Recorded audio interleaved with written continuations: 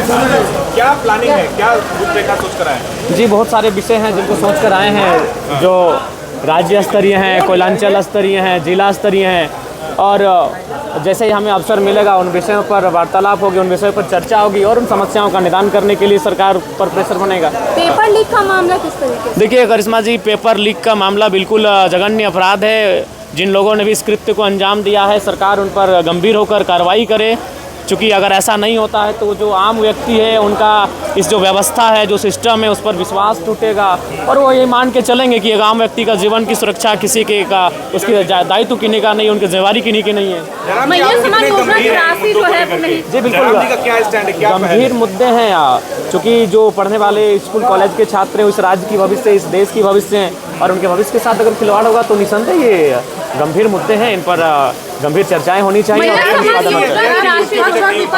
Strategy के साथ पहुंचा है, आपकी क्या स्ट्रैटेजी है? देखिए हमारी स्ट्रेटजी यही है कि बजट सत्र के माध्यम से इस राज्य को एक ऐसा बजट मिले जिसकी राज्य कल्पना कर रहा है, जो हमारे जो वीर शहीद हैं उनके सपनों को साकार होता हुआ देख सके इस राज्य को, उस दिशा में इस राज्य का बजट पारित होना चाहिए। जेपीएससी अध्यक्ष पद अब तक खाली है, अब तक क्यों नहीं सरकार को मिल पा रहा है? देखिए इसके पीछे कोई कारण होगा, जो कोई विशेष कारण होगा।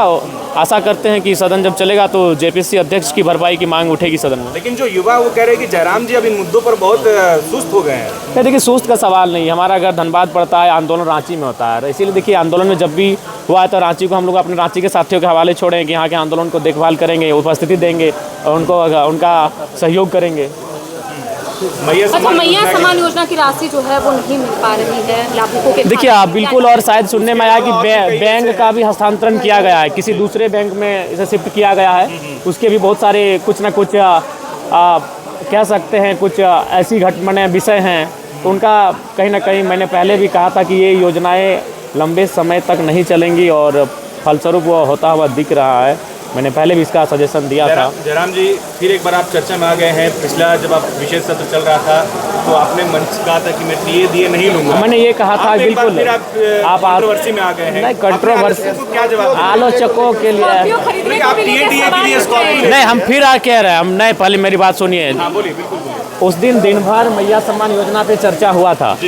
उसके बाद मैंने कहा कि आप लोग 2500 रुपये का इतना महिमा मंडन कर रहे हैं और आप लोग 2 लाख की सैलरी ले रहे हैं, लाख रुपए का टीएडीए ले रहे हैं और आप 2500 रुपया दे के महिमा मंडन कर रहे हैं, तो आप एक काम कीजिए, आप भी अपना जो जीवन है उसे सरल बनाइए आम जनता की तरह। तो मैंने ये कहा था, आज भी हम रिपीट कर रहे हैं इस बात को। जिस दिन इस पर पहल होगी उस पर पहला हस्ताक्षर जयराम महतो का होगा। जिस दिन ये पहल होगी कि एक विधायक की सैलरी 3rd 4th ग्रेड के जो कर्मचारी हैं उनके समान होगी, 40,000 50,000 60,000, पहला हस्ताक्षर मेरा होगा। जिस दिन ये पहल होगी उसमें पहला समर्थन ही मेरा रहेगा। अच्छा, आप खाली पैर आए हैं, मैं देख रही हूँ आप खाली पैर आए हैं। हाँ, वचन है तो वचन को निभाना पड़ेगा, वचन है। ठीक है। गाड़ी खरीदने पर सवाल उठाए जा रहे हैं। देखिए मैंने फिर कहा मैं आवास भी लेने जा रहा हूँ, लेकिन मेरा तर्क जान लीजिए, मैं आवास भी लूँगा, क्योंकि मैं किसी वीआईपी के भरोसे अपना सुख सुविधा क्यों छोड़ूंगा। मेरी राज्य की जनता गरीब है, लाचार है, बेबस है, यहाँ के छात्र प्रताड़ित हैं, परेशान है, तो जो सुविधा मुझे सरकार से मिलेगी मैं वो सुविधा लूँगा और उन्हें मैं रॉबिन हुड के तर्ज पर जनता को दूंगा। बिल्कुल, मैं आवास की भी सुविधा लूँगा। नहीं, हम नहीं लेते, लेकिन उस सुविधा का अगर हम आवास नहीं लेते, वो आवास कोई ना कोई सरकार का आदमी रख लेगा, कोई वीआईपी पर्सन रख लेगा। देखिए रहे मंत्री लोग 2 जगह का रखे हैं, पुराना आवास भी रखे हैं और नया आवास भी रखे हैं। जो विधायक हार के गए वो आवास नहीं छोड़ रहे हैं।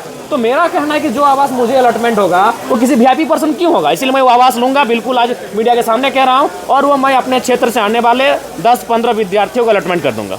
वो रहेंगे, पढ़ाई करेंगे वहाँ से। नहीं, मुकर नहीं रहे, ये मुकरना नहीं कहते हैं। आपने बड़ी बात कही कि आप विद्यार्थियों हाँ बिल्कुल अमल करेंगे। मैं मुकर नहीं रहा हूँ, मैं कह रहा हूँ कि अभी देख रहे हैं मंत्री लोग 2 आवास लेके बैठा है भैया, उनको कोई कमी है, इतनी सुख सुविधा है, तो मैं अगर आवास ना लूँ तो किसी के हिस्से में चला जाएगा और किसी राजा के हिस्से में जाएगा, जबकि हमारी जनता गरीब है। तो मैं लेकर स्टूडेंट के बीच लेके जाऊंगा। आप आए